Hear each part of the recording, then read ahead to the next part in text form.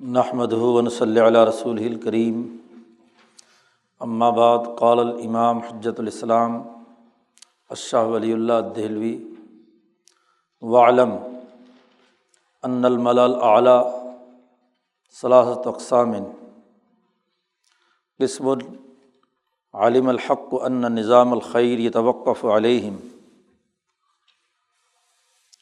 فخلق اجساما نوریۃ بمنزلۃ نار موسیٰ فنفخ فیہا نفوسا کریمہ۔ یہاں سے اس باب کا دوسرا حصہ شروع ہو رہا ہے۔ پہلے شاہ صاحب نے مالا اعلیٰ سے متعلق قرآن حکیم کی آیات اور احادیث، 6 احادیث اور ایک قرآن حکیم کی 2-3 آیتیں بیان فرمائی ہیں۔ پیچھے سے بات چل رہی تھی یہ کہ اس کائنات کا نظام چلانے کے لیے اللہ تبارک و تعالیٰ نے بغیر کسی مادے کے اس کائنات کا مادہ پیدا کیا، جس کو پہلا بنیادی قاعدہ قرار دیا گیا، الابداع۔ دوسرا مسلمہ اصول جو تمام مذاہب، فلاسفہ، صوفیہ اور دنیا میں جس وقت قرآن حکیم نازل ہوا ہے، قابل ذکر مذاہب کے ہاں متفق علیہ اصول تھے، قواعد کلیہ تھے، وہ شاہ صاحب اس پہلے قسم میں بیان کر رہے ہیں۔ تو پہلا قاعدہ تھا الابداع۔ دوسرا بنیادی قاعدہ یہ تھا کہ اس مادے سے اللہ نے مخلوقات پیدا کیں اور ہر مخلوق کے لیے ایک خاص خصوصیت متعین کی۔ اسی امتیازی خصوصیت کی وجہ سے ہی وہ ایک الگ مخلوق بنی۔ اور تیسرا قاعدہ بیان کیا تھا کہ ان مخلوقات جو متنوع اور ممتاز خصوصیات کی حامل تھیں، تو ان کے درمیان ایک نظام کی ضرورت تھی تاکہ وہ ایک دوسرے سے لڑ بھڑ کر فنا نہ ہو جائے۔ تو اس کے لیے جو تیسرا بنیادی قاعدہ بیان کیا وہ تدبیر۔ تینوں کے بنیادی دلائل قرآن سے واضح ہیں: بدیع السماوات والارض، خلق السماوات والارض، اور مدبر السماوات والارض۔ اس کے بعد شاہ صاحب نے چوتھی ایک بڑی بنیادی بات، قاعدہ بیان کیا کہ اس پوری کائنات میں عالم ارواح اور عالم شہادی کے درمیان ایک عالم ہے، عالم مثال۔ اس مثال کے دلائل کے لیے کوئی 16-17 احادیث اور قرآن حکیم کی آیات پیش کی ہیں۔ اور یہ مثال فلاسفہ کے ہاں بھی افلاطون کے زمانے سے موجود ہے، اور صوفیہ کے ہاں بھی ہے، اور یہودیوں اور عیسائیوں اور باقی مذاہب بائبل وغیرہ میں بھی ہے، اور قرآن حکیم کی تعلیمات سے متعلق احادیث آئی ہیں۔ اور حضرت شاہ اسماعیل شہید رحمۃ اللہ علیہ نے کوئی 70 کے قریب احادیث جمع کر کے کہا ہے کہ جو عالم مثال کو نہیں مانتا وہ گویا کہ 70 کے قریب احادیث کا منکر قرار پاتا ہے۔ تو چوتھا بنیادی اصول عالم مثال کا حصہ بیان کیا۔ پھر اس عالم مثال کے اندر 2 دائرے ہیں۔ ایک بالائی دائرہ ہے جس کو مالا اعلیٰ کہا جاتا ہے، اور ایک اس کا زیریں دائرہ ہے جسے مالا سافل کہا جاتا ہے۔ تو اس کے لیے شاہ صاحب نے یہ 5ویں بنیادی بات بیان کی ہے، جس کے لیے عنوان قائم کیا تھا اس باب میں، باب ذکر الملأ الاعلیٰ۔ ملأ الاعلیٰ یا فرشتوں، یعنی اس تدبیر کے نظام کو چلانے کے لیے اس عالم مثال میں اللہ نے ایک ایسی مخلوق پیدا کی ہے جو انسانوں کی ترقی اور فلاح و بہبود کے لیے اس عالمگیر نظام کا اٹوٹ حصہ ہے۔ ملائکہ انہیں کہا گیا ہے۔ ملک ہے جس کی جمع ملائکہ ہے۔ یہ ملک کا اطلاق کن کن چیزوں پر ہوتا ہے یہاں تو شاہ صاحب اس پر گفتگو نہیں کر رہے، البتہ لمحات میں شاہ صاحب نے ملائکہ کی بڑی تفصیلی ترتیب بیان کی ہے کہ کس کس شخصیت یا تشخص پر ملأ اعلیٰ کا، فرشتے کا اطلاق ہوگا، ملک کا اطلاق ہوتا ہے۔ یہاں جہاں جہاں آئے گی بات تو وہاں اس کے ضمن میں ہم انشاءاللہ کچھ جو لمحات میں گفتگو کی گئی ہے اس کی طرف اشارہ کریں گے۔ پہلی بات تو شاہ صاحب نے یہاں 6 احادیث سے یہ بات ثابت کی کہ کہ یہ قرآن حکیم کی آیت الذین یحملون العرش ومن حولہ یسبحون بحمد ربہم، یہ آیت مبارکہ اس حقیقت کی نشاندہی کرتی ہے کہ عرش الہی کے ارد گرد اللہ نے ایک ایسی مخلوق پیدا کی ہے جو اس کے عرش کو سنبھالے ہوئے ہے، اور وہ انسانوں کے لیے تسبیح و تحمید میں مشغول ہے۔ اور پھر 6 احادیث لا کر یہ بات واضح کی کہ اللہ نے فرشتے مقرر کیے ہیں، تجلیات الہی کا ایک نظام ہے۔ تو سیاہ ستہ سے 6 حدیثیں لا کر شاہ صاحب نے سب سے پہلا اعلم کہہ کر ایک بنیادی قانون اور ضابطہ بتلایا کہ ان ملائکہ کے حوالے سے یا ملائے اعلیٰ کے حوالے سے شریعت میں یہ بات حد تواتر کو پہنچ چکی ہے۔ شاہ صاحب نے اس کا آغاز کیا تھا کہ اعلم انہ قد استفاض من الشرع، شریعت سے حد تواتر کے ساتھ یہ بات ثابت ہو چکی ہے، اور اس کے ذیل میں جو ثابت شدہ باتیں تھیں وہ 7 بنیادی نکات تھے۔ پہلی بات تو یہ بات وہاں بیان کی تھی کہ اللہ کے کچھ ایسے بندے ہیں جو افاضل الملائکہ ہیں، فرشتوں میں سب سے افضل ترین ہیں، اور حضرت باری تعالیٰ کے مقربین میں سے ہیں۔ وہ ہمیشہ دعا کرتے رہتے ہیں ان لوگوں کے لیے جنہوں نے اپنے اپنے نفوس کو مہذب بنایا، انسانی معاشروں کی اصلاح کے لیے جد وجہد اور کوشش کی، ان پر وہ اللہ کی رحمت اور انعام اور برکات نازل کرتے ہیں۔ اور وہ انسان جو اللہ کے احکامات کی نافرمانی کرتے ہیں یا زمین میں فساد مچاتے ہیں، تو ایسے لوگوں پر وہ فرشتے لعنت بھیجتے ہیں، ان کے دلوں میں حسرت اور ندامت پیدا ہوتی ہے، دنیا میں بھی سزا ملتی ہے، اور اگر کسی وجہ سے دنیا میں نہ مل سکے تو آخرت میں مرنے کے بعد تو یقیناً وہ سزا کے مستحق بنتے ہیں۔ پہلی بنیادی بات یہ کی کہ ان احادیث اور آیات سے یہ بات ثابت ہوئی کہ ایسے افاضل الملائکہ، ملائکہ میں سے افضل ترین فرشتے ہیں، مقربین بارگاہ الہی میں سے ہیں، جو انسانوں کے لیے، اچھے کام کرنے والوں کے لیے دعا کرتے ہیں، اور جو برے کام کرتے ہیں ان پر لعنت بھیجتے ہیں۔ دوسری بات شاہ صاحب نے یہ وہاں ثابت کی تھی کہ وہ سفیر ہیں اللہ اور اس کے بندوں کے درمیان، خالق اور مخلوق، مخلوقات کی آخری اور جامع ترین مخلوق حضرت انسان ہے، اس انسان کے درمیان اور وہ ذات خداوندی جو وراء الورا ہے، جو ہر طرح کے ادراکات انسانی سے ماورا ہے۔ تو خالق اور مخلوق کے درمیان ایک رابطہ پیدا کرنے کے سفراء ہیں، اللہ کے سفیر ہیں یہ فرشتے، رابطہ کار کی ضرورت ہے، اور وہ رابطہ پیدا کرنے کا کام فرشتے کرتے ہیں جن کی اپنی کوئی خواہش، اپنا کوئی تقاضا نہیں ہے۔ لا یعصون اللہ ما امرہم ویفعلون ما یؤمرون، تو وہ سفیر ہیں اللہ اور اللہ کے بندوں کے درمیان۔ 2 باتیں۔ تیسری بات شاہ صاحب نے یہ ثابت کی تھی کہ وہ ہر وقت بنی آدم کے قلوب میں بھلائی اور خیر کا الہام کرتے رہتے ہیں، اور انہی کے الہامات ہی کے نتیجے میں وہ اسباب وجود میں آتے ہیں جس سے انسانوں کے دلوں میں بھلائی سے متعلق خیالات پیدا ہوتے ہیں کسی نہ کسی پہلو سے۔ دنیا چونکہ دارالاسباب ہے، تو اسباب کے دائرے کے اندر رہتے ہوئے کسی نہ کسی سبب سے یہ فرشتے بھلائی کا خیال اور الہام کرتے رہتے ہیں۔ 3 کام تو افراد ملائکہ، یعنی جو فرشتوں کی انفرادی کام ہے کہ وہ جب کسی انسان پر مقرر ہوتے ہیں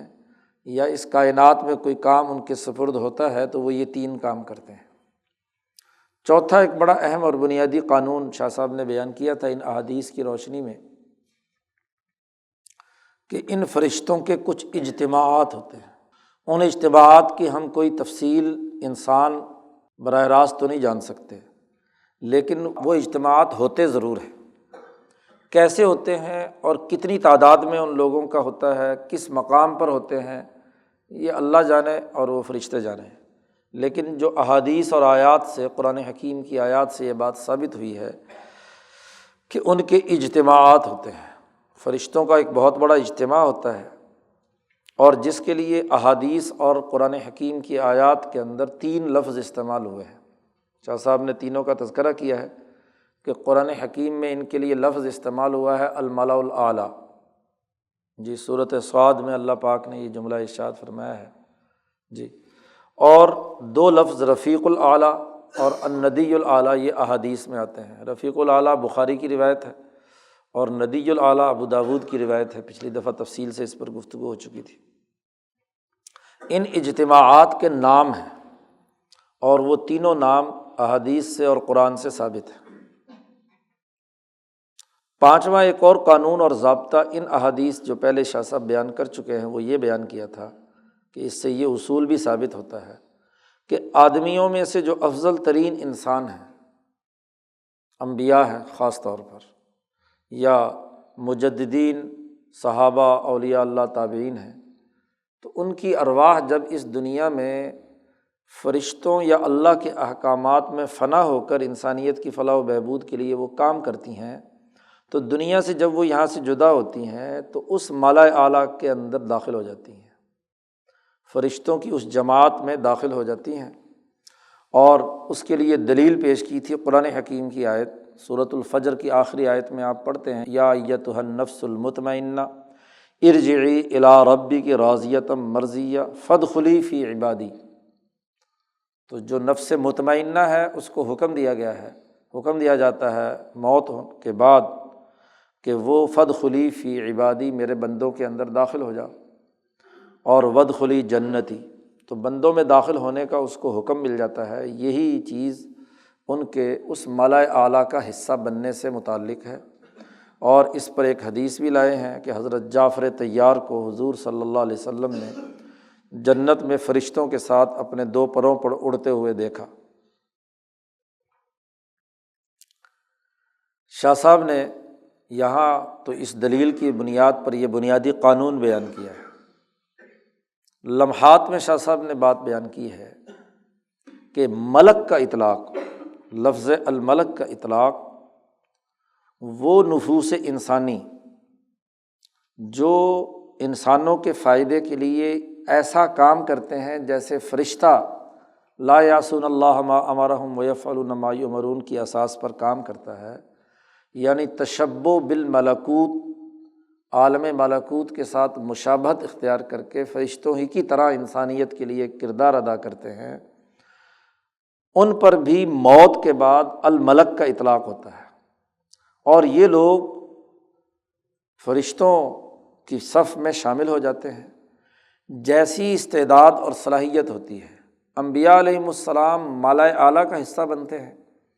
اور باقی لوگ جو ہیں وہ اپنی اپنی استعداد کے مطابق کوئی ملأ سافل کے فرشتوں کا حصہ بن جاتا ہے،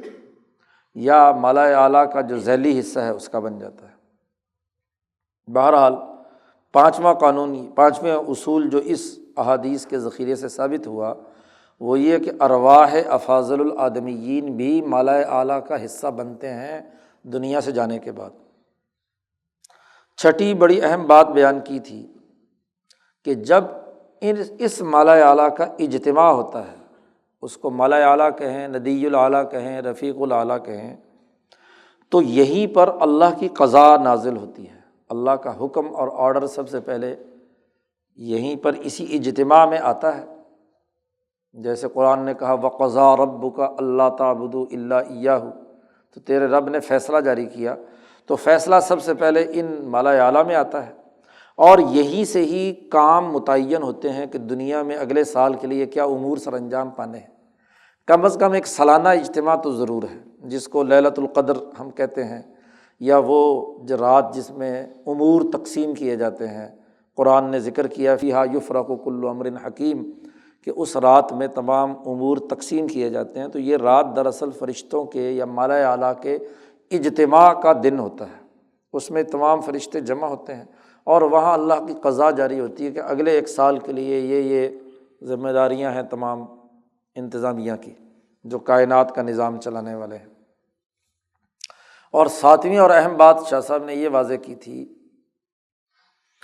کہ جتنی بھی شریعتیں انبیاء پر آئی ہیں چونکہ وہ قضائے خداوندی ہی ہیں، تو اس اجتماع میں ہی وہ شرائع مقرر ہوتی ہیں۔ ہنالک تتقرر الشرائع بوجہ من الوجوہ، کیونکہ اس اجتماع میں ہی یہ طے ہوتا ہے کہ دنیا میں اس وقت کس استعداد کا فرد ہے اور انسانی معاشرے یا قوموں کے مسائل کیا ہیں۔ ان مسائل کے تناظر میں ہی مطلوبہ استعداد کے فرد پر وحی آتی ہے، اس کو نبی مقرر کیا جاتا ہے۔ تو آدم علیہ السلام سے لے کر نبی اکرم صلی اللہ علیہ وسلم تک ہر نبی پر جو شریعت آئی ہے، اس شریعت کا سب سے پہلے تقرر اسی مالا اعلیٰ میں ہوا،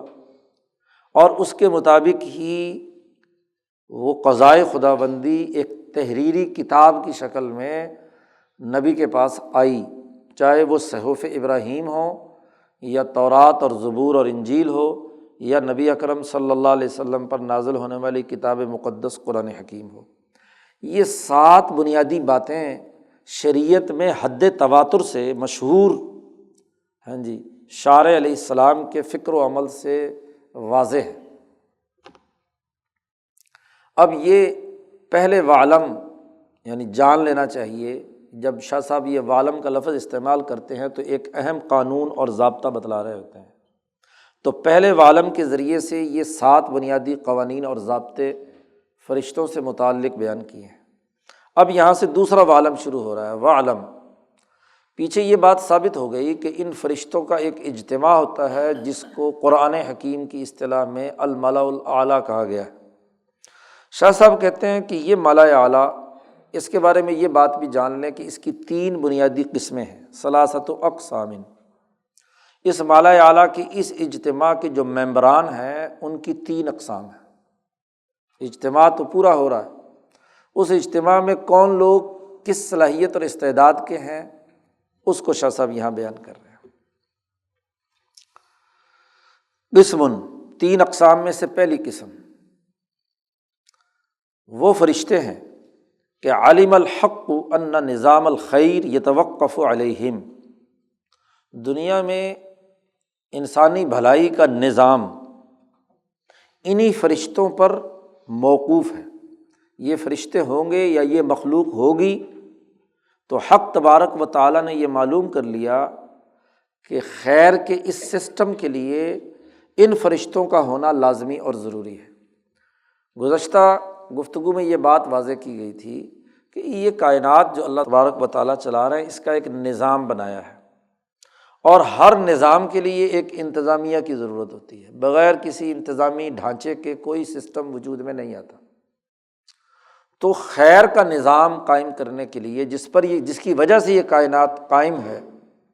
تو اس کے لیے ایسی مخلوق کی ضرورت تھی کہ جو اس سسٹم کو چلائے، ایسی انتظامیہ کی تخلیق کرنے کی ضرورت تھی۔ تو حق تبارک و تعالیٰ نے جیسے ہی مخلوقات یعنی الخلق والا قاعدہ عمل میں آیا، تو مخلوقات کے پیدا ہوتے ہی ان مخلوقات کا سسٹم قائم کرنے کے لیے اللہ نے ایک مخلوق پیدا کی، اور شاہ صاحب کہتے ہیں کہ وہ ایک ایسی مخلوق تھی خلق اجساما نوریۃ،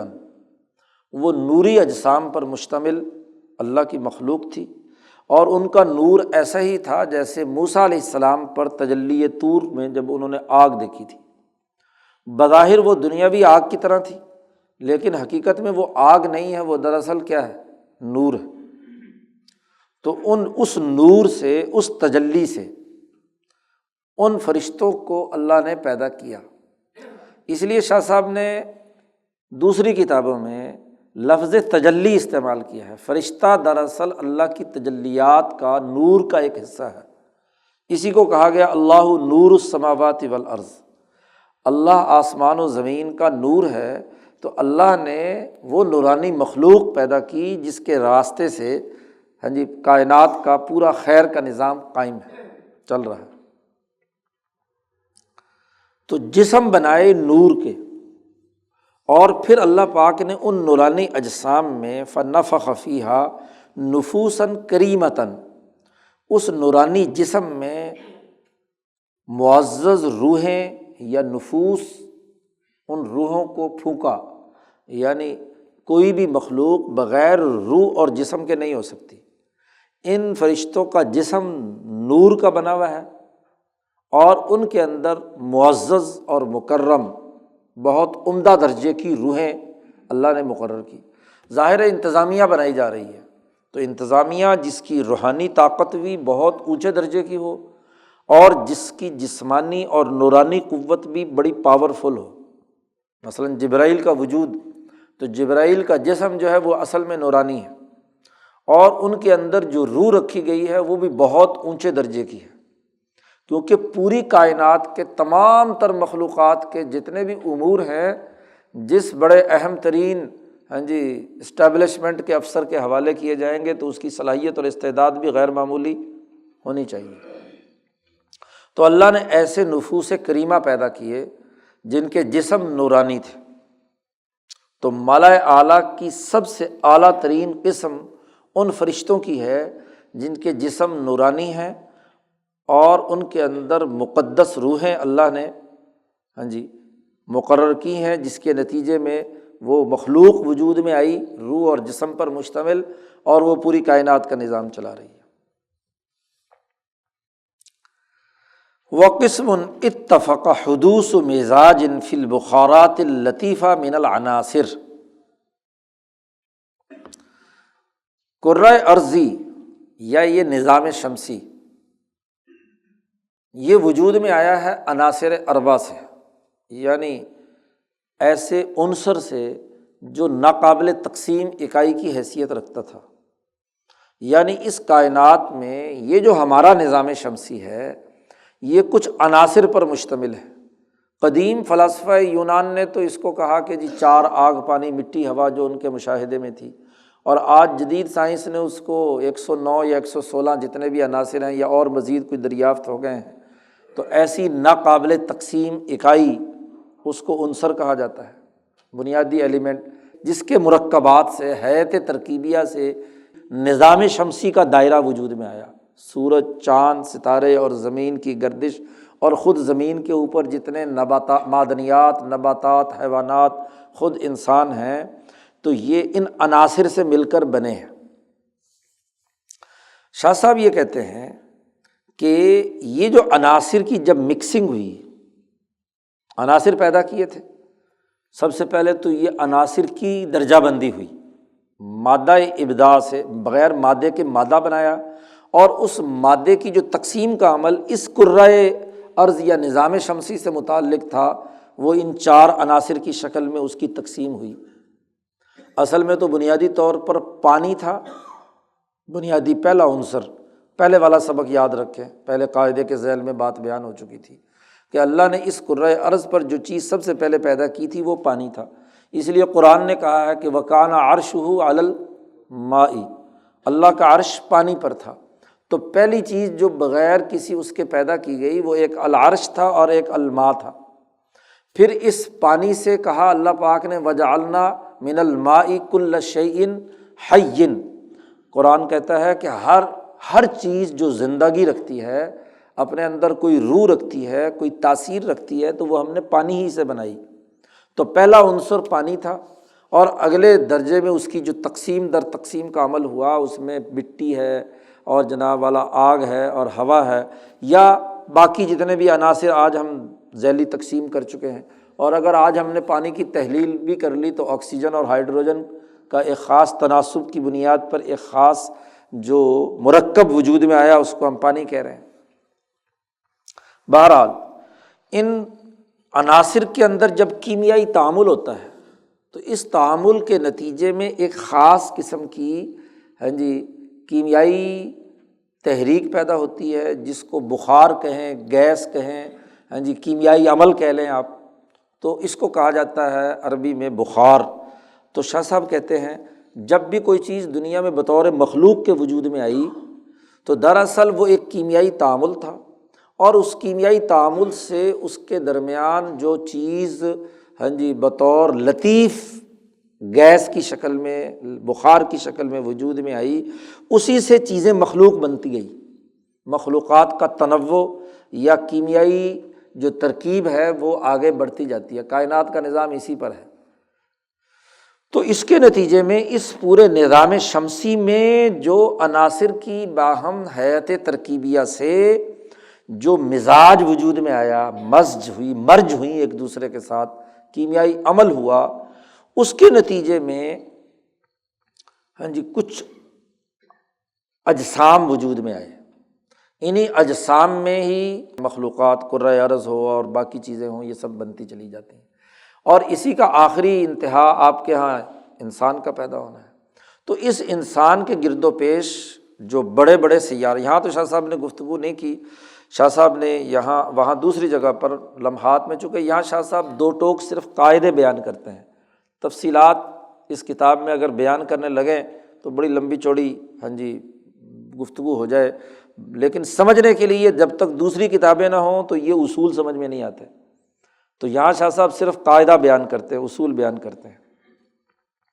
تو ان عناصر سے جو بڑے بڑے جسم وجود میں آئے، جن میں سورج ہے، چاند ہے، ستارے ہیں، کرۂ ارض ہے، اور ان کے درمیان جو زمان و مکان کا ایک پورا دائرہ ہے،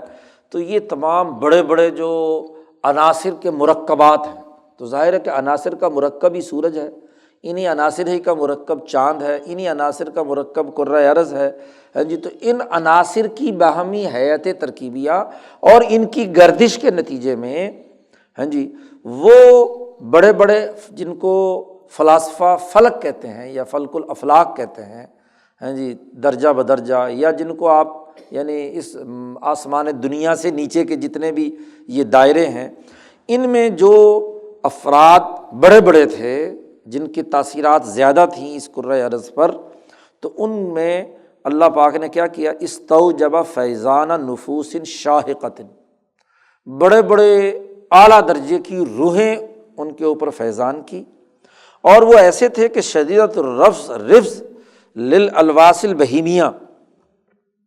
کہ وہ جتنی بہیمی یا حیوانی خصوصیات ہیں، گندگیاں، ان سے وہ پاک تھے، اور وہ خالص ایک عنصر کا ایک خالص جوہر کی شکل میں، ایسا جوہر جو بالکل صاف شفاف ہے۔ اس کو ایک مثال سے دوسری جگہ پر شاہ صاحب نے واضح کیا کہ جیسے جب ہم آگ جلاتے ہیں تو آگ جلانے کے نتیجے میں جو شعلہ وجود میں آتا ہے، تو جس شعلے کے اندر دھواں شامل ہوتا ہے وہ اس کے اندر پلاہٹ اسی درجے کی ہوتی ہے، لیکن جس شعلے کا اوپر جس میں دھواں کم سے کم ہو اور صاف شفاف چیز جل رہی ہو، تو اس کا جو اوپر کا شعلہ ہوتا ہے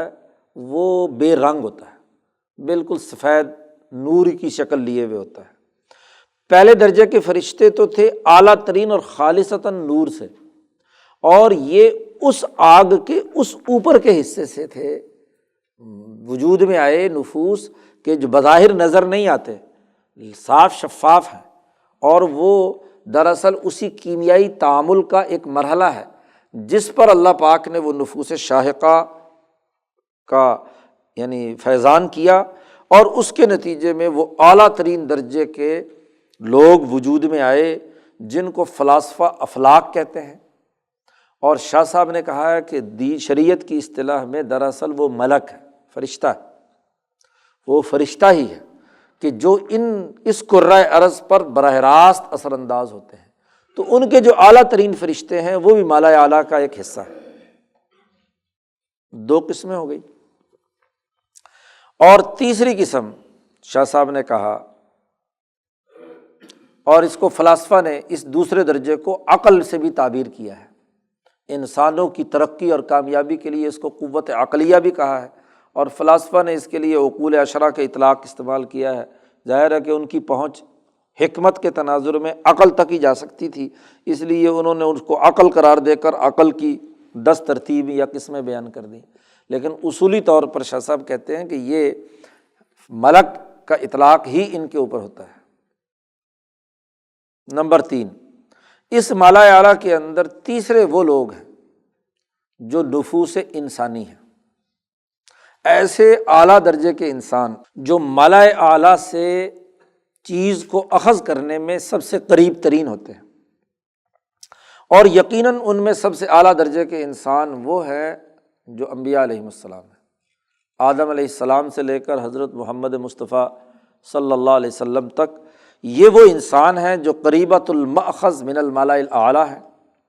یہ انسان دنیا سے جب رخصت ہوتے ہیں تو اس اجتماع کا حصہ بن جاتے ہیں۔ دنیا میں وہ لوگ ما زالت تعمل اعمالا منجیۃ، دنیا میں وہ ہمیشہ اور مسلسل انسانوں کو نجات دلانے والے اعمال اور کردار ادا کرتے رہتے ہیں۔ دنیا سے جب جاتے ہیں تو تفید اللحوق بہم، تو یہ اعمال ان کو اس ملأ اعلیٰ کے ساتھ شامل کرنے کا ذریعہ بن جاتے ہیں۔ حتیٰ طرحت عنہا جلابیب ابدانیہا، اس لیے آپ دیکھیے نا، نبی اکرم صلی اللہ علیہ وسلم نے وفات سے پہلے یہ دعا، دو جملے جو پیچھے حدیث میں آئے تھے، اللہم بالرفیق الاعلیٰ یا وجعلنی فی الندی الاعلیٰ، یہ دعا جو ابو داود میں ہے، یہ موت کے قریب حضور صلی اللہ علیہ وسلم نے وفات سے پہلے یہ جملے ارشاد فرمائے ہیں۔ اس کا مطلب یہ کہ دنیا میں ہی آپ صلی اللہ علیہ وسلم کام کرتے ہوئے اس ملأ اعلیٰ کا حصہ تھے، اور دنیا سے جاتے ہی جیسے ہی روح قبض ہوئی اور آپ صلی اللہ علیہ وسلم ڈائریکٹ کہاں ملأ اعلیٰ کے اندر، اس ندی الاعلیٰ کے اندر پہنچ گئے ہیں۔ حتیٰ طرحت عنہا جلابیب ابدانہا، یہاں تک کہ جب ان کے بدنوں کے پردے ان سے علیحدہ ہو جاتے ہیں تو فانسلکت فی سلکہم، اس ملأ اعلیٰ کے فرشتوں کی جو لڑی پروئی ہوئی ہوتی ہے وہ اسی کے اندر پروئے جاتے ہیں، اور وعدت منہم، اور انہی میں ان کا شمار کیا جاتا ہے۔ تو یہ انبیاء علیہم السلام اور اونچے درجے کے مجددین، اولیاء اللہ، علماء ربانیین، وہ اس اعلیٰ اپنی اپنی استعداد کے مطابق جو ان کا مقام متعین ہے وہاں پر اس متعین مقام کے اندر پہنچ جاتے ہیں۔ شاہ صاحب نے اس کی تفصیل مزید دوسری کتابوں میں بیان کی ہے کہ وہ جو عرش کے نیچے حضیرت القدس جس کا تذکرہ آگے آ رہا ہے، وہاں وہ تمام لوگ موجود ہیں اور ایک دوسرے کے ساتھ کڑی سے کڑی جڑی ہوئی ہے۔ اب نبی اکرم صلی اللہ علیہ وسلم سے کہا گیا کہ آپ فاتبع ملت ابراہیم حنیفہ، تو ابراہیمی تحریک کی کڑی ہے نبی اکرم صلی اللہ علیہ وسلم۔ تو ابراہیم جو امام انسان ہیں، جن کو امام انسانیت مقرر کیا گیا، اسماعیل، اور اسماعیل کے بعد اس کڑی کے اندر جو اسماعیلی شاخ کے اندر جو نبی آئے ہیں وہ خود نبی اکرم صلی اللہ علیہ وسلم ہے۔ تو سلسلہ بسلسلہ جو کڑیاں ان کے لیے جو مقام مقرر کیا گیا ہے اس زنجیر کے اندر وہ تو جیسے ہی جس کا درجہ شاہ صاحب کہتے اوپر ہوتا ہے، یعنی اس کو ذمہ داری اوپر کی سونپی جاتی ہے، تو نیچے جو خلا پیدا ہوتا ہے تو نیچے سے جو بندہ فوت ہوتا ہے وہ وہاں پر اس جگہ پر کیا ہے، اس خلا کو پر کر کے وہاں پہنچ جاتا ہے۔ تو ملأ اعلیٰ کی تین اقسام، اس اجتماع کے اندر تین طرح کے لوگ جمع ہوتے ہیں، ایک نور سے بنے ہوئے اجسام فرشتوں کے، اور ایک وہ جو اس کرۂ ارض سے متعلق، چونکہ انسانیت جو دنیا اس کرۂ ارض پر انسان ہے تو اس انسان پر اثرات پڑتے ہیں اس نظام شمسی کے تمام بڑے بڑے نفوس شاہقہ کے، تو ان کی نمائندگی بھی کیا ہے وہاں ملأ اعلیٰ کے اندر ہے، اور پھر انسانوں میں سے جو اعلیٰ ترین انسان ہے وہ بھی کیا ہے وہاں پہنچ جاتے ہیں۔ یہ تین اقسام ہیں۔ یہ وہاں جا کر کام کیا کرتے ہیں؟ شاہ صاحب نے ملأ اعلیٰ کی پہلے تعریف کی تھی شروع میں کہ ملأ اعلیٰ کون لوگ ہیں، جن میں 7 امور بیان کیے تھے۔ پھر شاہ صاحب نے بات بیان کی کہ ان ملأ اعلیٰ کے اقسام اور درجات، افراد کون کون سے ہیں اس اجتماع میں شریک ہونے والے۔ اب آگے بیان کر رہے ہیں کہ والملأ الاعلیٰ شانہا، اس ملأ اعلیٰ کا، اس پارلیمنٹ کا، جس کو مولانا سندھی نے مقدس پارلیمنٹ کہا ہے، اس مقدس پارلیمنٹ کا جو اجتماع ہوتا ہے اس کے کام موٹے موٹے کون کون سے، اور یہ کام وہی ہیں جو پیچھے شروع کی آیت اگر آپ کو یاد ہے تو جس میں فرشتوں یا ملأ اعلیٰ کے حوالے سے کہا ہے کہ یسبحون بحمد ربہم ویستغفرون للذین آمنوا، یہی ان کے بنیادی کام ہیں۔ شاہ صاحب نے اس کی وضاحت کرتے ہوئے کہا کہ نمبر 1 پہلا کام تو یہ ہے، اس ملأ اعلیٰ میں موجود تمام فرشتوں اور انسانوں کا کیا کہ تتوجہ الی بارئہا توجہا ممعنا، یہ اپنے خالق و مالک اللہ رب العزت کی طرف ہر لمحہ بڑی گہرائی کے ساتھ متوجہ رہتے ہیں،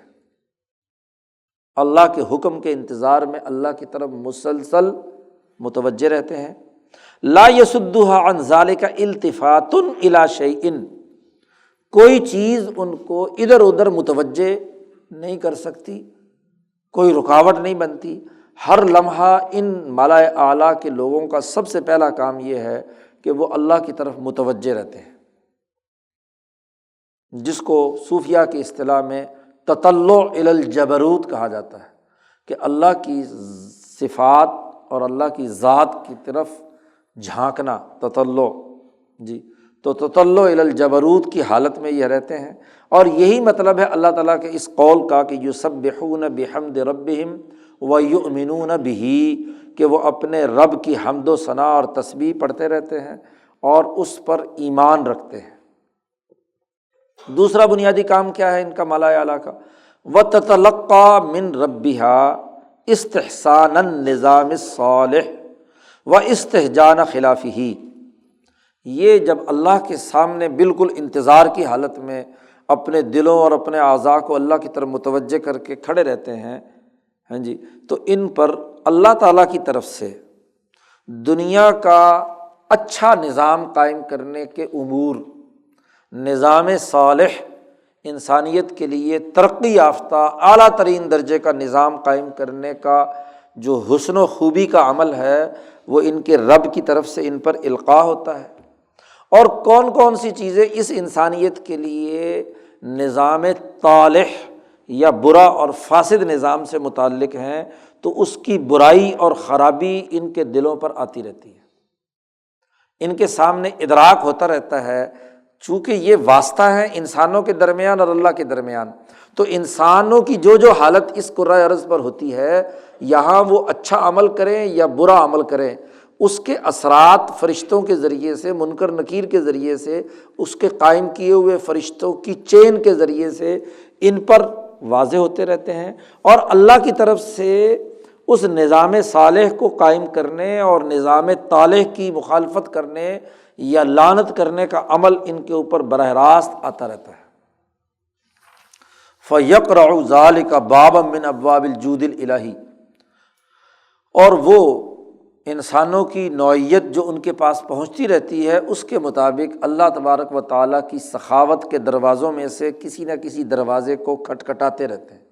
اللہ سے ہر وقت دعا گو رہتے ہیں کہ ربنا وسعت کل شیء رحمۃ فاغفر للذین تابوا واتبعوا سبیلک وقہم عذاب الجحیم۔ تو انسانوں کو جہنم سے بچانے، ہاں جی، ان کی توبہ کو قبول کرنے کا کام کرتے ہیں۔ اور یہی مطلب ہے قرآن حکیم کے اس قول کا وَيَسْتَغْفِرُونَ لِلَّذِينَ آمَنُوا، اور آگے اگلی پوری آیت جو ابھی پڑھی ہے،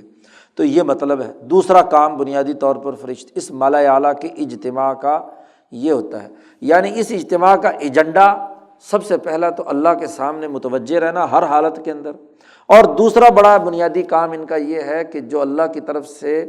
نظام صالح سے متعلق چیزیں آتی ہیں یا نظام طالح کی برائی سامنے آتی ہے، اس کے تناظر میں جن سے غلطیاں اور لغزشیں ہوتی ہیں ان کی مغفرت کی دعا مانگتے ہیں، اور جو اچھا کام کر رہے ہوتے ہیں ان کے لیے وسعت کل شیء رحمتاً کی دعا مانگتے ہیں۔ دو بنیادی کام اس اجتماع کے ہیں۔ ملائے اعلیٰ کے اجتماع کا ایک بہت اور اہم ترین کام بھی ہے، اور وہ کیا ہے؟ وَأَفَاضِلُهُمْ تَجْتَمِعُ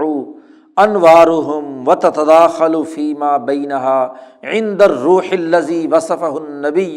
صلی اللہ علیہ وسلم بِكَثْرَةِ الْوُجُوهِ وَالْأَلْسِنَةِ۔ اس ملائے اعلیٰ کے جو افضل ترین لوگ ہیں، پورے ملائے اعلیٰ کی بات نہیں ہو رہی،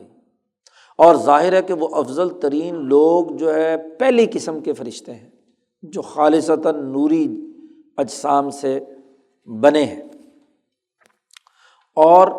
یا زیادہ سے زیادہ انسانوں میں سے جو اعلیٰ ترین انسان ہے، افاضل الآدمیین ہیں۔ یہ جو بڑے بڑے فرشتے ہیں ملائے اعلیٰ کے، یہ جب وہ عرش کے نیچے جمع ہوتے ہیں تو ان کے اپنے جو ذاتی انوارات ہیں نورانی اجسام کی وجہ سے، تو وہ آپس میں ایک دوسرے کے ساتھ وہاں جمع ہونے کے نتیجے میں ریفلیکٹ ہوتے ہیں۔ ایک جگہ پہ ایک لائٹ جل رہی ہو تو ایک روشنی آ رہی ہے، اور ایک جگہ پر 10 12 15 بلب لگے ہوئے ہوں تو سب کی روشنیاں ایک دوسرے کو کراس کرتے ہوئے روشنی کا ایک بہت بڑا سمندر بہتا ہوا نظر آ رہا ہوتا ہے آپ کو۔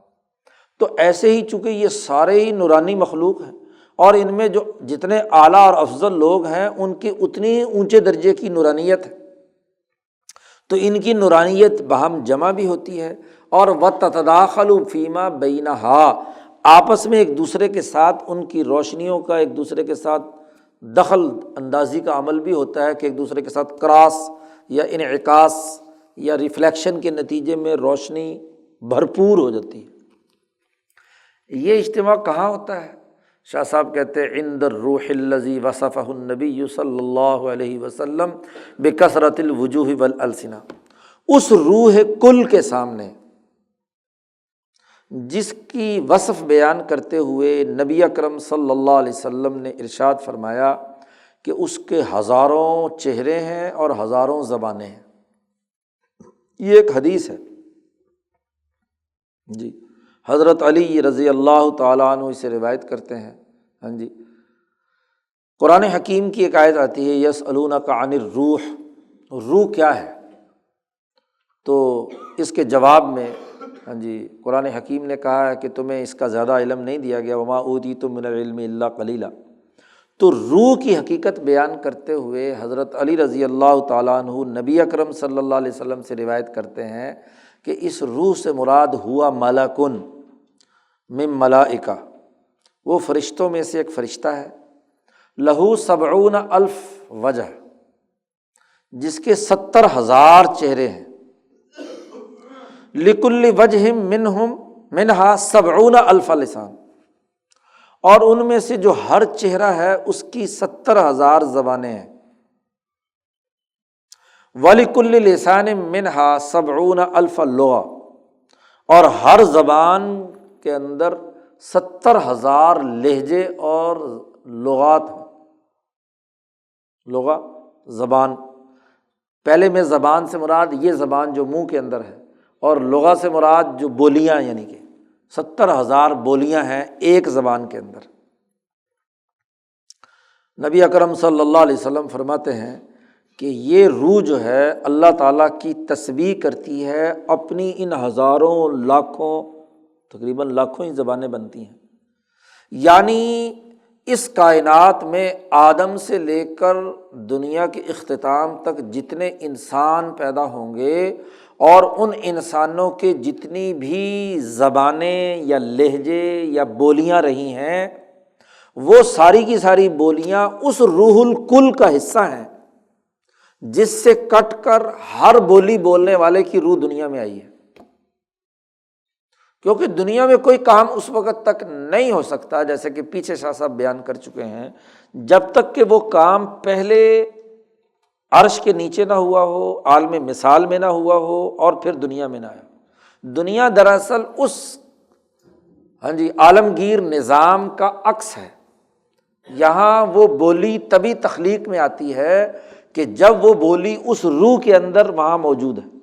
اسی لیے جب یہ ساری روحیں بنی تھی آدم کی پشت سے، نسم بنی ہی، بخاری کے الفاظ ہیں کہ آدم کی پشت پر اللہ نے ہاتھ پھیرا تو اس کی اولاد کے جتنے بھی نسمیں اور روحیں تھیں وہ باہر نکل آئیں، اور سب سے اللہ تعالیٰ نے پوچھا الستُ بربکم،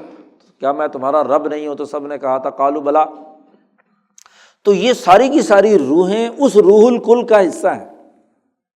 وہ روح الکل جو امام نوع انسانی، مولانا سندھی نے اس کی تشریح کی کہ یہ امام نوع انسانی ہے، جو شاہ صاحب نے دوسری کتابوں میں اس کے لیے لفظ استعمال کیا ہے، اور یہ بالکل عرش کے نیچے یہ روح انسانی، امام نوع انسانی موجود ہے۔ جتنے بھی قیامت تک انسان بننے ہیں ان کی بولیاں، ان کے چہروں کی ساخت، ان کی زبان کی ساخت، اور ان کی تمام اس روح الکل میں موجود ہیں۔ تو وہاں سے جب بھی کوئی روح کٹ کر نیچے آ کر رحم مادر میں کسی جسم پر پڑتی ہے تو وہ اپنے ساتھ اپنی بولی بھی لے کر آتی ہے، اور اپنے لہجے بھی ساری چیزیں لے کر آتی ہے، اپنی تخلیق کا عمل بھی اس کے ساتھ ہوتا ہے۔ اب چونکہ اللہ نے یہ روح جب یعنی امام نوع انسانی جس کو جاعل فی الارض خلیفہ قرار دیا گیا کہ اس دنیا میں کرۂ ارض پر وہ خلیفہ اللہ کا بنے گا، تو اس روح امام نوع انسانی کے چاروں طرف یہ فرشتے ان کا اجتماع ہوتا ہے ان کے انوار کا، اور اس پورے انوارات کے اکٹھا آپس میں ملنے کے نتیجے میں یہ پورے کی پورا حصہ جو ہے یہ کشیء واحد وہ ایک جیسا ہو گیا، وہ گویا کہ جسد واحد نظر آتا ہے۔ اگر اس کو کھولو تو اس میں یہ مختلف فرشتے ہیں، مختلف افاضل ہیں، لیکن وہ سب مل کر دراصل ایک ہو گیا، اور اس کو اصطلاح میں کہا جاتا ہے حضیرت القدس۔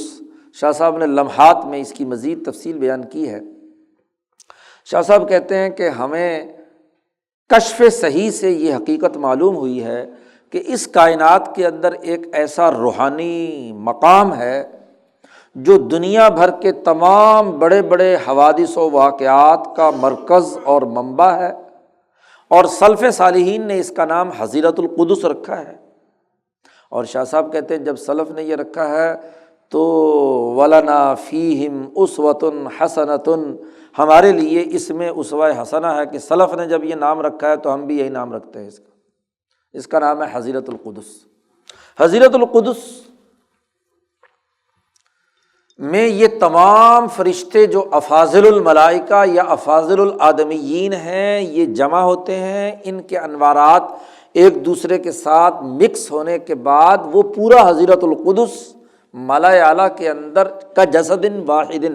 ایک جسم کی شکل میں ہوتا ہے۔ اس کو اگر ایک مثال سے سمجھنا چاہیں تو آج کل سمجھنا بڑا آسان ہے۔ یہ ٹیوب لائٹ ہمارے سامنے جل رہی ہے، اب آپ کو یہ ٹیوب لائٹ جو ہے نا جسد واحد نظر آ رہی ہے، اس کے دونوں طرف کرنٹ ہے۔ اب کرنٹ کراس کیا ہے ان ذرات میں جو اس کے پائپ کے اندر ڈالے گئے ہیں۔ اگر ہر ذرے کو اگر ہم الگ سے دیکھنا چاہیں کسی خوردبین سے یا جو بھی آلات ہیں تو ہمیں الگ الگ جز نظر آتا ہے، لیکن جیسے ہی اس کے اندر وہ گیس بھر دی، یہ توڑ دو تو دھماکے سے اڑتی ہے، گیس باہر نکل آتی ہے، اس کے بعد دونوں تاریں آپ جتنا مرضی جوڑنے کی کوشش کرو تو کوئی اس سے روشنی نہیں نکلتی۔ اب یہ جو ادھر کا کرنٹ اور ادھر کا کرنٹ، ان دونوں کے باہمی ملاپ سے ان ذرات سے روشنی کراس ہو کر ایک دوسرے کے ساتھ باہر سے ہمیں یہ ایک وجود نظر آ رہا ہے، جبکہ اندر سے دیکھیں تو ہر ذرہ اپنی اپنی جگہ پر چمک رہا ہے۔ تو ایسے ہی سمجھ لو کہ اس کی مثال ہے کہ یہ جو حضیرت القدس میں بالکل عرش کے محاذات میں اس کے نیچے سمجھ لو کہ ایک ایسی ٹیوب لائٹ ہے، ایک ایسا مقام ہے، ایک حظیرہ ہے۔ حظیرہ کہتے ہیں باڑ کو، جس کی چاروں طرف سے بند کر دیا گیا اس کو حظیرہ کہتے ہیں۔ تو مقدس باڑ کہہ لو آپ، تو جیسے کہ اس کے سامنے اس کے چاروں طرف شیشے کی ایک باڑ ہے اور اس کے اندر گیس بھری ہوئی ہے، تو ایسے ہی وہ ایک قسم کا مقام ہے جو اوپر سے لے کر نیچے تک جس کے اندر یہ تمام نورانی فرشتے، اب یہ بھی ذرات کے باہمی چمکنے سے ہی روشنی باہر سامنے آ رہی ہے۔ تو یہ حضرت القدس کا ایک مقام ہے۔ تو تیسرا بڑا بنیادی کام حضرت القدس، یعنی ایک تو ملائے اعلیٰ کا بہت بڑا دائرہ ہے، اس کے اندر تو یہ تمام 3 اقسام کے فرشتے موجود ہیں، لیکن اس ملائے اعلیٰ کے اندر ایک اور خاص الخاص اسٹیبلشمنٹ ہے جو اعلیٰ ترین درجے کے انبیاء اور فرشتوں پر مشتمل ہوتی ہے، جبرائیل، میکائیل، عزرائیل وغیرہ وغیرہ، جن کے نام جن فرشتوں کے رکھے گئے ہیں، ان کے اجتماع سے یہ حضرت القدس وجود میں آتا ہے۔ اس کے چاروں طرف پھر حافین حول العرش، جیسے جیسے درجات ہوتے ہیں ان درجات کے مطابق فرشتے موجود ہوتے ہیں۔ تو تیسرا بڑا بنیادی کام ان کے بڑے بڑے فرشتوں کا اجتماع ہے، اور اس اجتماع کو کہا جاتا ہے حضرت القدس۔ ملائے اعلیٰ کے 3 کاموں میں سے سب سے اعلیٰ ترین جو کمیٹی سمجھ لو، اسٹینڈنگ کمیٹی جو اعلیٰ ترین درجے پہ ہے وہ حضرت القدس ہے۔ اچھا، پھر یہ حضرت القدس اس کے کیا کام ہے؟ تو شاہ صاحب نے وہ بات بیان کی آگے، وَرُبَمَا حَصَلَ فِي حَضِرَةِ الْقُدْسِ اِجْمَاعٌ، اس حضرت القدس کا، اس اسٹینڈنگ کمیٹی کا، اس ٹاپ اسٹیبلشمنٹ کا بھی ایک اجماع ہوتا ہے۔ اور وہ ایک ملأ اعلیٰ میں تو اختصام بھی ہوتا ہے، لیکن اس حضرت القدس کے اندر اجماع ہوتا ہے، چونکہ ملأ اعلیٰ کے اختصام یا لڑائی جھگڑے کا تذکرہ تو خود قرآن نے کہا، ہاں جی، فیما یختصم الملأ الاعلیٰ، ہاں جی، حدیث میں بھی جملہ آپ نے پیچھے پڑھا۔ تو ملأ اعلیٰ کے اندر تو مختلف فرشتے مختلف آراء دیتے ہیں اور ان میں اختلاف رائے بھی ہوتا ہے، لیکن یہ جو حضرت القدس میں موجود ہوتے ہیں اعلیٰ ترین درجے کے لوگ، ان کا اجماع ہوتا ہے، لیکن یہ کبھی کبھار ہوتا ہے، اور یہ کبھی کبھار وہ مقامات، وہ دائرے ہوتے ہیں جب دنیا میں کوئی نیا نبی آنے والا ہوتا ہے، یعنی دنیا کا پورا رنگ بدل جاتا ہے، اور یا کوئی بہت بڑا مجدد جو 1000-2000 سال کے بعد آنے والا ہے، ہاں جی، اس کے لیے وہ اجماع منعقد ہوتا ہے۔ تو شاہ صاحب کہتے ہیں ربما حصل فی حضیرۃ القدس اجماع، بسا اوقات حضیرت القدس کے اندر ایک بہت بڑا اجماع ہوتا ہے، اور وہ اجماع کیا کرتا ہے، اس کے مقاصد اور اہداف کیا ہوتے ہیں، علی اقامت حیلۃ لنجات بنی آدم من الدواہی المعاشیہ والمعادیہ، بنی آدم کو جو دہشت زدہ کرنے والے معاشی امور ہیں یا معادی امور ہیں۔ شریعت میں ایک معاشی، جس کو معاش قرآن نے کہا ہے، اور ایک معاد موت کے بعد کا جو مرحلہ ہے، قبر کا، برزخ کا، حشر کا، اور معاش سے مراد اس دنیا میں کرۂ ارض پر رہنے والا جو دورانیہ ہے، اس کو معاشیہ کہا جاتا ہے۔ تو اس دنیا میں انسان کے لیے جو خوفناک قسم کے خرابیاں وجود میں آ جائیں، یا آخرت کے میں نقصان پہنچانے والی کوئی خرابیاں یا بد اعمالیاں یہاں وجود میں آ جائیں، تو بنی آدم کو اس عالمگیر عذاب سے نجات دلانے کے لیے یہ اجماع منعقد ہوتا ہے، اور یہ اجماع ایک فیصلہ کرتا ہے، کیا؟ بتکمیل ازکا خلق اللہ یومئذ، کہ اس زمانے میں اللہ کی مخلوق میں سے اس کرۂ ارض پر سب سے ذہین اور پاکیزہ اور عمدہ ترین انسان کون ہے، اور اس کی تعلیم و تربیت کی تکمیل کیسے کی جا سکتی ہے، اور پھر یہ کہ اس کے کیے ہوئے کام کو دنیا میں انسانوں پر کیسے غالب کر کے پھیلایا جا سکتا ہے، اس کام پر اجماع ہوتا ہے۔ تو اس لیے جب بھی دنیا میں نیا نبی آتا ہے تو دراصل اس دنیا میں نبی کی آمد سے پہلے حضرت القدس کا ایک اجماع ہوتا ہے، اسی اجماع میں فیصلہ ہوتا ہے کہ اس وقت اس قوم کی حالت یہ ہے، اور اس کی اس حالت کو دور کرنے کے لیے فلاں نبی آنا چاہیے، فلاں انسان کو بطور نبی کے، اور اس نبی کو مکمل سپورٹ دی جائے، اس کو الہام کیا جائے، اس پر کتاب نازل کی جائے۔ اب اس اجماع کا فیصلہ ہی دراصل وہ کتاب ہوتی ہے۔ اب بنی اسرائیل کی خرابیاں سامنے آئی، غلامی، پستی، ذلت اور فرعون کی تباہ کاریاں دیکھ کر، ہاں جی، ملأ اعلیٰ کا اجماع ہوا، اور اس اجماع میں فیصلہ ہوا، اور اس اجماع کے اندر آدم بھی تھے، ابراہیم بھی تھے، ہاں جی، یوسف بھی تھے، یعقوب بھی تھے، یعنی گزشتہ سارے انبیاء ہوتے ہیں اس میں، اور فرشتے بھی ہوتے ہیں، وہ سب کے سب فیصلہ کرتے ہیں اس میں اجماع میں کہ یہ حالت طاری ہو چکی ہے، اور اس حالت کے لیے اسی کو قرآن نے کہا ہے کہ ان فرعون علا فی الارض وجعل اہلہا شیعا یستضعف طائفۃ منہم یذبح۔ اب یہ ملأ اعلیٰ میں یہ بات ریکارڈڈ ہوئی ہے، اسی کو قرآن کی آیت بنا کر یہاں نازل کر دیا گیا، کیونکہ نیچے کے تمام جو فرشتوں کے ذریعے سے رپورٹیں اوپر جا رہی تھیں، اس کے نتیجے میں یہ اب ظاہر ہے کہ یہ ساری خرابیاں عربی زبان میں تو نہیں ہوئی تھی، یہ ساری خرابیاں عبرانی زبان میں تھیں، جو دنیا میں اس زمانے کی زبان تھی، اس عبرانی زبان ہی کے ساری باتیں وہاں گئیں، اور وہاں تو ساری زبانیں ہیں، تو وہیں پر اس کا ترجمہ کس کے اندر ہوا ہے، عربی زبان میں، اور وہاں سے جب نبی اکرم صلی اللہ علیہ وسلم آئے ہیں تو ان کو بتلایا گیا ہے کہ اتنے ہزار سال پہلے یا اتنے 100 سال پہلے فرعون کی قوم کی یہ حالت تھی، اور وہاں ملأ اعلیٰ کا اجماع یہ ہوا۔ اب دیکھو وہاں جملہ کیا ہے، یہ پوری آیت اگر آپ پڑھیں تو اس کے بعد آگے کہا ہے انہ کان من المفسدین، آگے کا نرید ان نمنا، اللہ کا لفظ نہیں یہاں استعمال کیا، یہاں لفظ کیا استعمال کیا؟ نرید ان نمن علی الذین استضعفوا فی الارض، ہم نے یہ ارادہ کیا، تو یہ جمع کا صیغہ استعمال کیا ہے۔ تو شاہ ولی اللہ صاحب اور مولانا سندھی فرماتے ہیں کہ جہاں قرآن میں جمع کا صیغہ استعمال ہوا ہے تو دراصل یہ حضیرت القدس کا اجماع ہے، حضرت القدس کا یہ اجماع ہے، اور اس اجماع نے یہ ارادہ کیا، اور ظاہر ہے کہ وہ اجماع اللہ تبارک و تعالیٰ کی طرف ہر لمحہ متوجہ ہے، تو ذات باری تعالیٰ پر جو چیز ارادے کے طور پر آئی تو اس ارادے کی بنیاد پر ہی اس کے اندر وہ ارادہ الہیہ ظاہر ہوا، اور اس پر ان تمام نے اجماع کر لیا کہ نرید ان نمن علی الذین استضعفوا فی الارض، ہم نے ارادہ کیا کہ ہم پورا احسان کریں گے کمزور لوگوں پر۔ اور جب احسان کا اجماع ہو گیا تو تدبیر والا پچھلا قانون یاد رکھیے، پچھلے قوانین یاد ہوں گے تو یہ اگلی باتیں ساری ترتیب وار سمجھ میں آئیں گی۔ وہاں تدبیر میں کہا گیا تھا کہ تدبیر کے 4 طریقے، قبض، بسط، احالہ، الہام۔ اب جب اجماع ہو گیا تو جتنی قوتیں ہیں اس کرۂ ارض پر، یہاں کا پانی بھی، یہاں کے دریا بھی، یہاں کے درخت بھی، یہاں کے پتھر بھی، یہاں کے فرشتے بھی، یہاں کے جنات بھی، یہاں کی ساری مخلوقات اس اجماع کے ہدف کو پورا کرنے کے لیے روب عمل آئے گی۔ جب ہم نے یہ ارادہ کر لیا کیا کہ ہم کمزور لوگوں پر احسان کریں،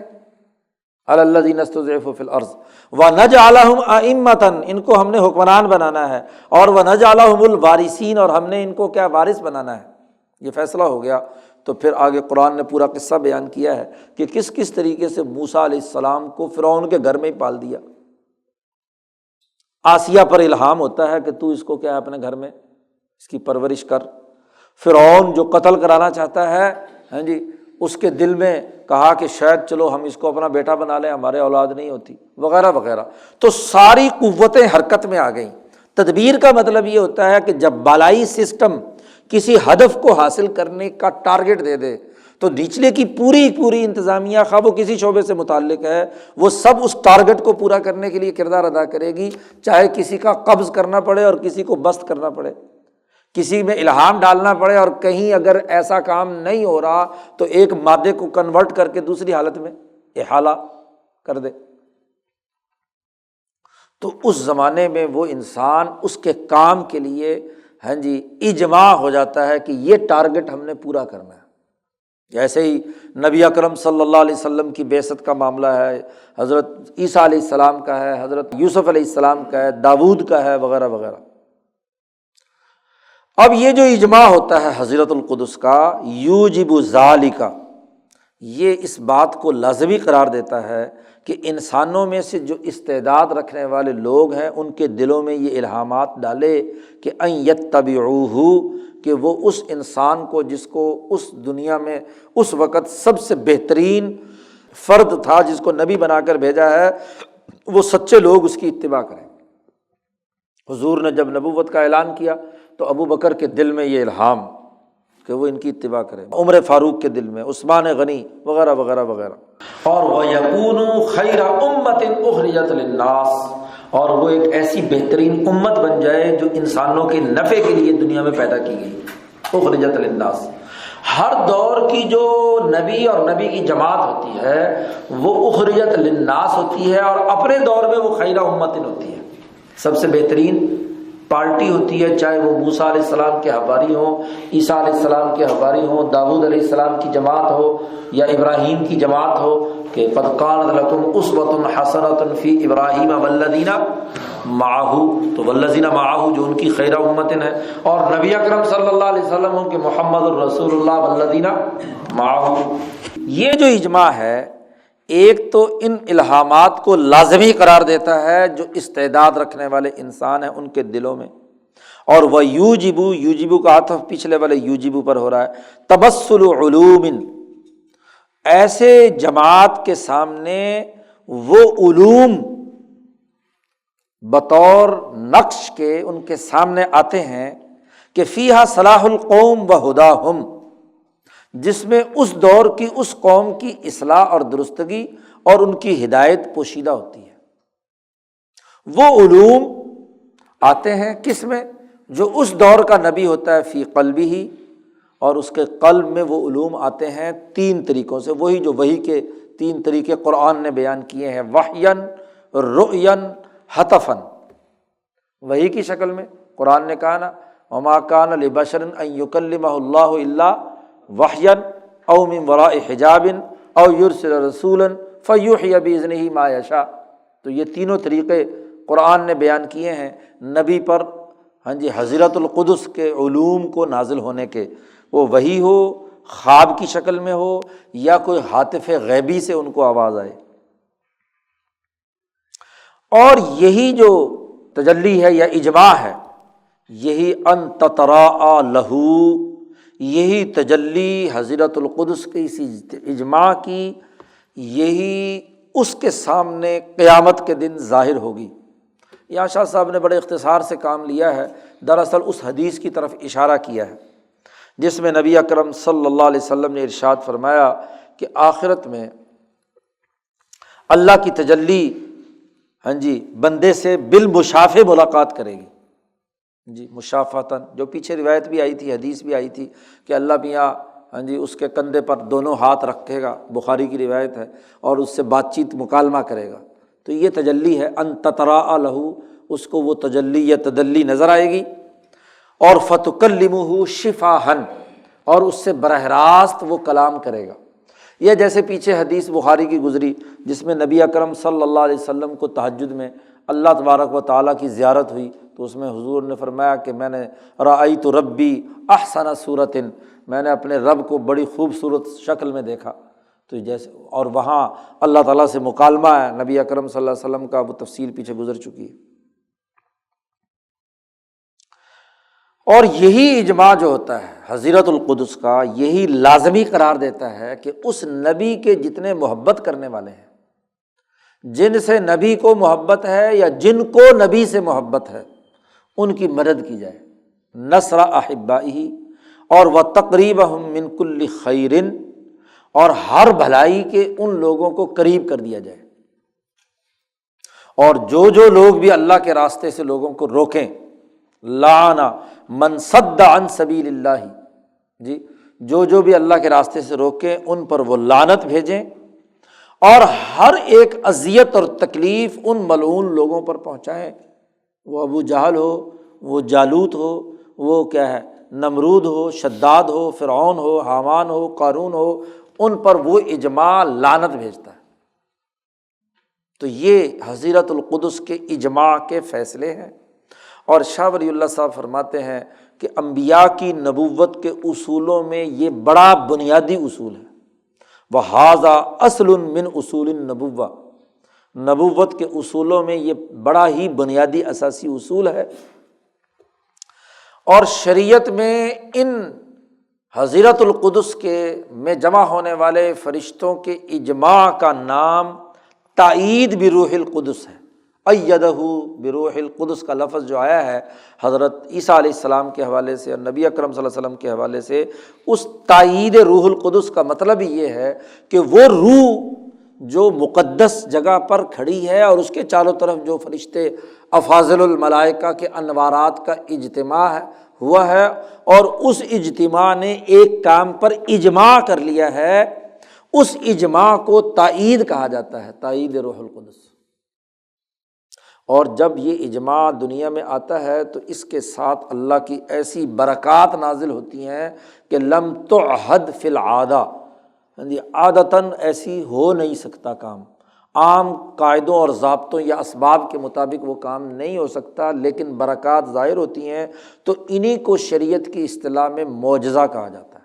کہ معجزہ بھی کسی نہ کسی سبب کے تحت ہوتا ہے، وَلَوْ بِسَبَبٍ ضَعِیفٍ، اگرچہ وہ کمزور ترین سبب کیوں نہ ہو۔ یہ اس ملأ اعلیٰ کا کام ہے۔ ملأ اعلیٰ کے تین کام بتلائے، یسبحون بحمد ربہم ویستغفرون للذین آمنوا، نمبر 2، اور نمبر 3 حضرت القدس اور حضرت القدس کا اجماع۔ ملأ اعلیٰ کے تین کام، یہاں ملأ اعلیٰ مکمل ہو گیا۔ یہ تو اس آسمان دنیا سے اوپر کے فرشتوں کا جو نظام ہے، اس کے طبقات اور اس کا اجتماع اور اس کا اجماع حضرت القدس کا، اور اس کے دو دائرے ہیں، ایک حضرت القدس اور ایک بڑا وسیع دائرہ جو ہے ملأ الاعلیٰ ہے۔ شاہ صاحب کہتے ہیں کہ ایک ان کے نیچے ملأ سافل ہے، وَدُونَ هَؤُلَاءِ نُفُوسٌ، ان کے نیچے کچھ اور ایسے روحیں اور نفوس ہیں، استوجب فیضانها حدوث مزاج معتدل فی بخارات لطیفۃ لم تبلغ بها السعادة مبلغ الاولین۔ کچھ اور درجے کے نفوس ہیں جن کا فیضان بھی انہی بخارات لطیفہ جو پہلے ذکر آ چکے ہیں ان کے اعتدال اور ان کے کمبینیشن سے وجود میں آتا ہے، لیکن وہ اتنے اعلیٰ درجے کے نہیں ہوتے جو جتنے پہلے درجے کے لوگ ہیں۔ یہ یعنی وہ تو عقول تھے، جس کو فلاسفہ کی اصطلاح میں عقول کہا جاتا ہے، یہ اس سے نچلے درجے کے بخارات سے اجسام اور نفوس بنے ہوئے ہیں، جن کو فلاسفہ کی اصطلاح میں فلک کہا جاتا ہے، افلاک، یعنی یہ اس آسمان دنیا سے نیچے، ہاں جی، یہ جو نظام شمسی ہے اس کے جو دائرے یا گردش کا نظام ہے، اس دائرے کے وہ ہاں جی لطیف بخارات سے بنے ہوئے مخلوق نفوس ہیں۔ ان لوگوں کا کام کیا ہے؟ شاہ صاحب کہتے ہیں ان لوگوں کا بھی ایک کام ہے، اور وہ کام صرف اور صرف یہ ہے کہ فصار کمالہم لانتظار ما یترشح من فوقہا، یہ ملأ سافل کی نچلے درجے کی انتظامیہ ہے، اور اس انتظامیہ کی بنیادی ذمہ داری یہ ہے کہ یہ ہر کام سے فارغ ہو کر آسمان دنیا سے اوپر کے فرشتوں یعنی ملأ اعلیٰ کی ہدایت کے انتظار میں بیٹھے رہتے کہ اوپر سے کیا ان پر حکم آ رہا ہے، ما یترشح من فوقہا، اور جب اوپر سے کوئی حکم الہی ملأ اعلیٰ بالائی فرشتوں کی جانب سے ہاں جی ان کی قابلیت کی استعداد کے مطابق اور ان کی فاعلیت کی تاثیر کے مطابق آتا ہے، تو یہ ملأ سافل کے تمام فرشتے اس مفوضہ امور کو پورا کرنے کے لیے اٹھ کھڑے ہوتے ہیں، انبعاثوا پھیل جاتے ہیں پورے نظام شمسی کے اندر، ایسے پھیل جاتے ہیں جیسے پرندے اڑ کر، تنبعث الطیور، جیسے پرندے اڑ کر اپنے مطلوبہ مقاصد کے لیے، یا جانور اڑ کر اپنی طبعی تقاضے کے تحت اڑتے ہیں۔ ایک جانور کو بھوک لگتی ہے تو صبح ہی صبح گھونسلے سے نکل کر طبعی تقاضے کے تحت باہر، یا جیسے قرآن نے کہا ہے شہد کی مکھی کے بارے میں کہ اوحیٰ ربک الی النحل ان اتخذی من الجبال بیوتا ومن الشجر ومما یعرشون، تیرے رب نے وحی کی ہے ہاں جی شہد کی مکھی پر، تو یہ وحی جو ہے دراصل ان ملأ سافل کے فرشتوں کے ذریعے سے آتی ہے، اور وہ مکھی نکلتی ہے اور جو کام اس کے ذمے ہے اس نے جا کر پھلوں سے ہاں جی اور پھولوں سے رس چوسنا ہے، اور لا کر اپنے اس طے شدہ نظام کے تحت جو مکھی کے شہد کی مکھی کا ہوتا ہے وہ اس اپنے ہاں جی چھتے کے اندر متعلقہ امور سر انجام دیتے ہوئے شہد پیدا کرنا ہے۔ جیسے وہ دوائی طبعیہ کے تحت اڑتے ہیں، ایک جانور کو بھوک لگتی ہے، پیاس لگتی ہے ہاں جی، تو اپنے بہیمی تقاضوں کے تحت جیسے وہ اپنے کام کاج کے لیے اٹھ کھڑا ہوتا ہے، ایسے ہی یہ جو نچلے درجے کے فرشتے ہیں ملأ سافل کے، یہ ایسے ہی بکھر جاتے ہیں جو حکم بھی بالائی فرشتوں کی جانب سے ان کے پاس آتا ہے۔ یہ جو فرشتے ملأ سافل کے ہیں، یہ فرشتے جو ہیں فانون عما یرجع الی انفسہم، ان کو جو ٹارگٹ دیا جاتا ہے اس کو پورا کرنے کے لیے گویا کہ فنا فی الامر ہوتے ہیں، اس کام میں فنا ہو جاتے ہیں، اپنی ذاتی خواہش اور تقاضا ان کا کچھ نہیں ہوتا۔ باقون بما الہموا من فوقہم، جو ان کو اوپر سے الہام کیا جاتا ہے اسی میں صرف باقی رہتے ہیں، باقی ہر پہلو سے وہ فنا ہو جاتے ہیں۔ فَيُؤَثِّرُونَ فِي قُلُوبِ الْبَشَرِ وَالْبَهَائِمِ، اور پھر اس الہام کے مطابق جس انسان پر الہام ڈالنا ہو، جس جانور پر کوئی الہام ڈالنا ہو اس کے دل پر، تو وہاں پہنچ کر اپنا ٹارگٹ پورا کرتے ہیں۔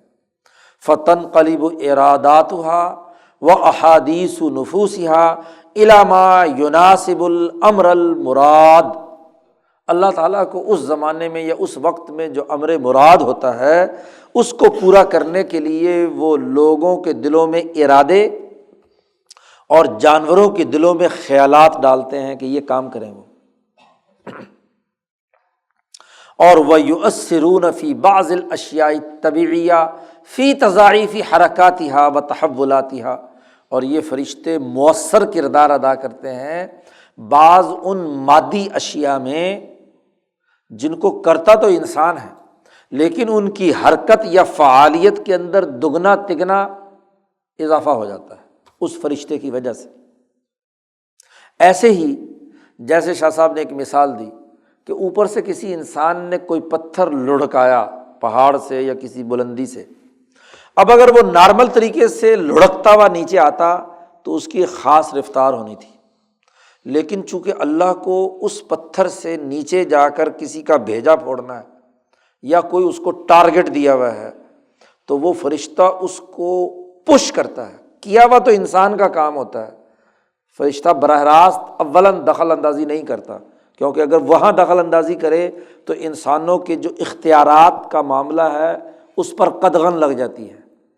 اختیار سے انسان نے کیا، لیکن فَأَثَّرَ فِيهِ مَلَكٌ كَرِيمٌ عِندَ ذَلِكَ، فرشتے نے وہاں اس پر ایسی تاثیر ڈالی کہ فَمَشَى فِي الْأَرْضِ أَكْثَرَ مَا يُتَصَوَّرُ فِي الْعَادَةِ، وہ زمین پر ایسے دوڑ رہا ہے کہ عام طور پر پتھر ایسے طریقے سے دوڑتا نہیں ہے، تھوڑی سی رفتار اس کی کیا ہے، تیز ہو گئی۔ اب جیسے مثلاً موسیٰ علیہ السلام نے مکہ لگایا، اب مکے سے بندہ تو مرتا نہیں ہے عام حالات کے اندر، لیکن وہاں ایک بات پیدا کرنی تھی، ہاں جی، تو وہ پیدا کرنے کے لیے فرشتے نے اس مکے کی طاقت جو ہے نا وہ کیا ہے، اب فعل جو ہے وہ تو منسوب کس کی طرف ہوگا، موسیٰ علیہ السلام کی طرف۔ فَوَقَذَهُ مُوسَىٰ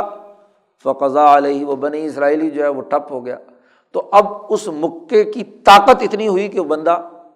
فارغ ہو گیا، حالانکہ اس چھوٹے سے کام سے یا مکے سے کون بندہ مرتا ہے۔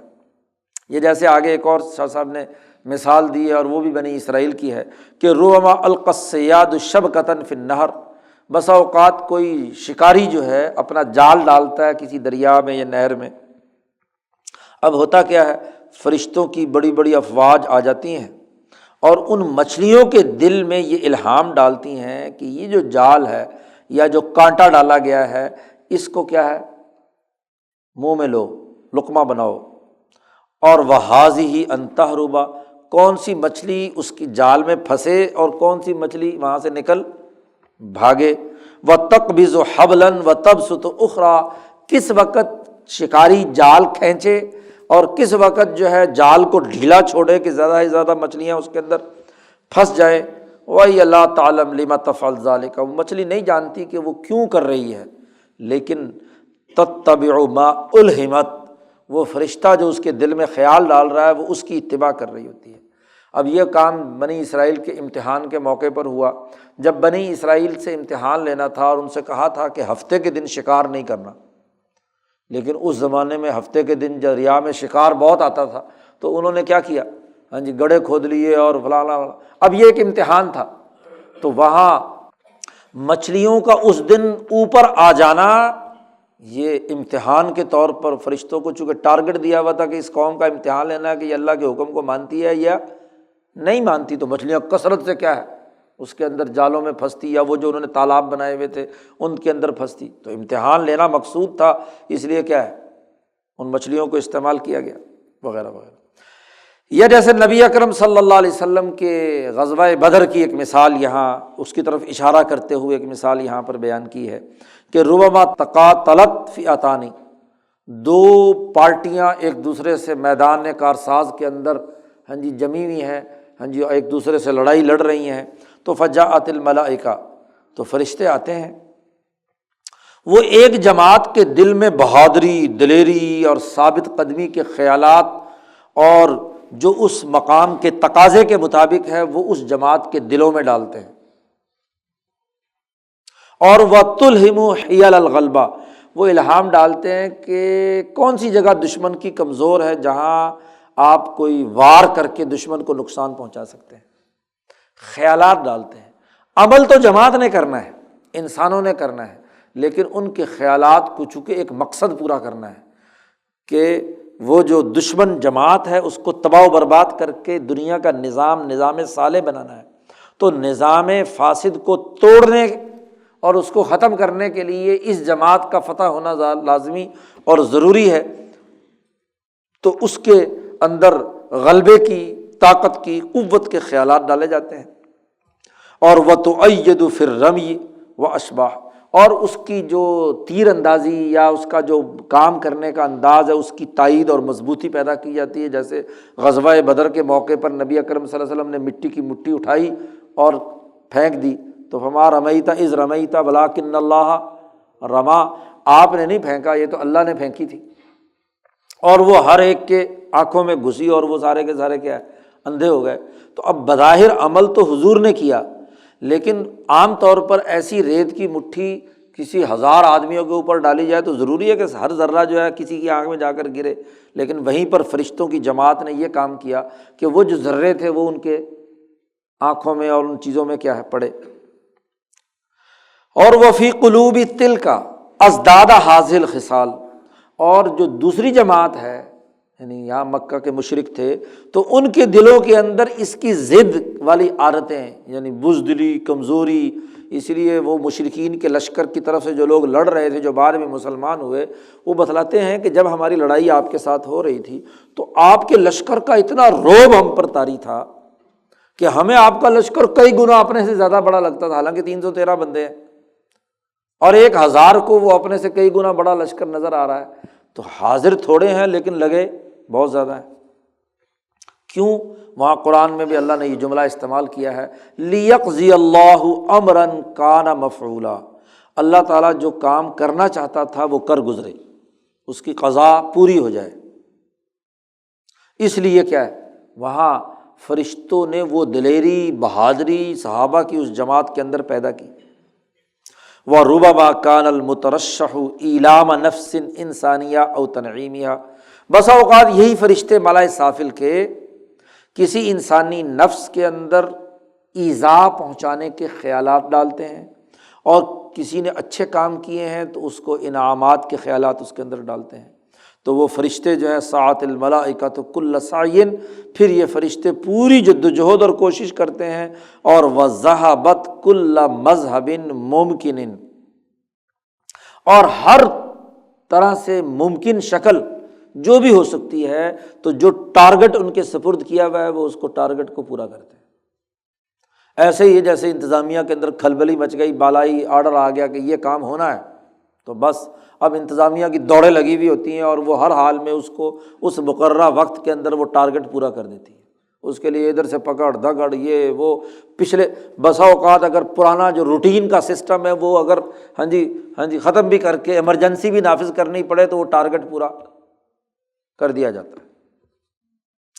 یہ ملائے سافل کا کردار ہے۔ شاہ صاحب نے کہا ایک اور جماعت بھی ہے اس آسمان دنیا سے نیچے، اس ملائے سافل کے بالمقابل بِإِزَاءِ أُولَٰئِکَ آخَرُونَ، ان کے مخالف ایک اور ٹولہ بھی ہے جو اولو خفۃ و طیش، جو بہت ہی ہلکے اور بہت ہی زیادہ طیش اور غصے والے، یعنی شیاطین، اور ان کا سربراہ جو ہے وہ ابلیس۔ وَأَفْكَارٍ مُضَادَّةٍ لِلْخَيْرِ، اور خیر کی ضد افکار و خیالات کے حامل۔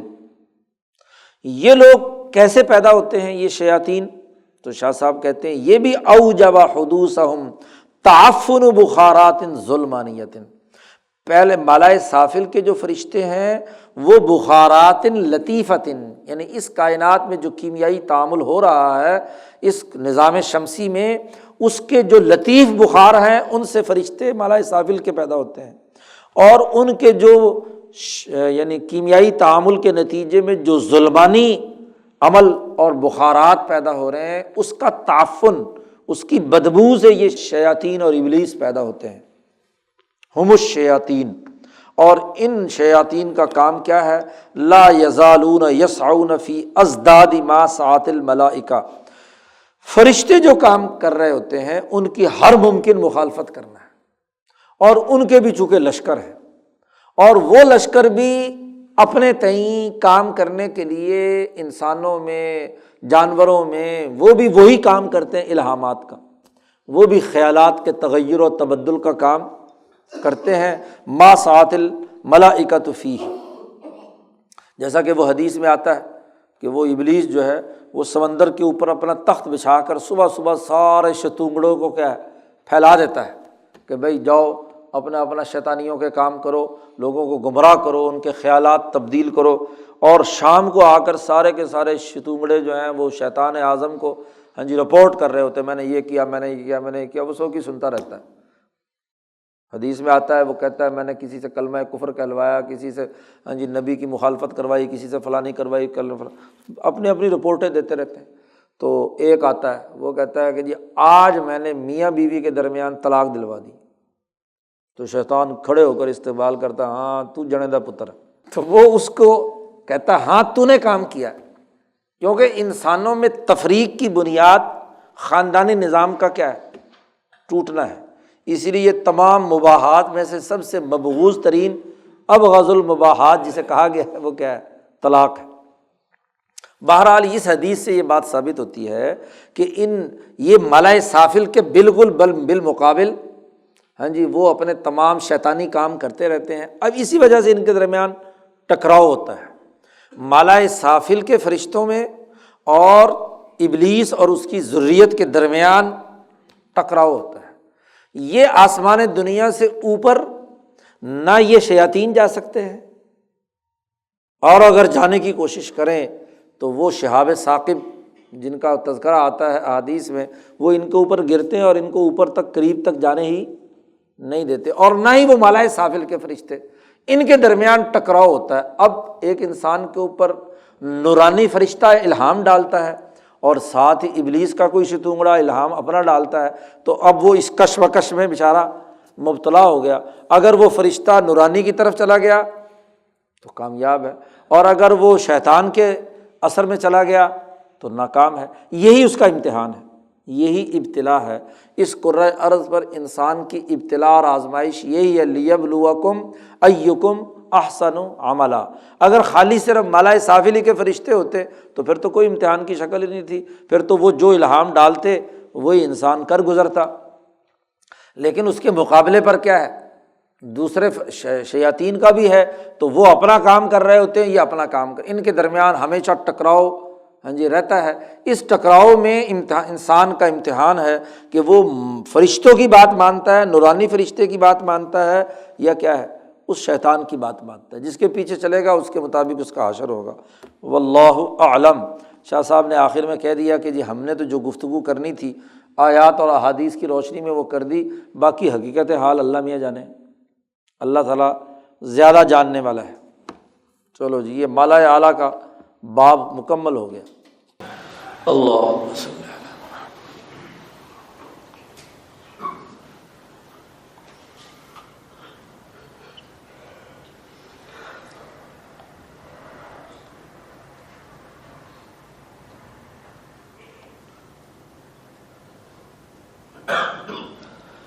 اجمعین۔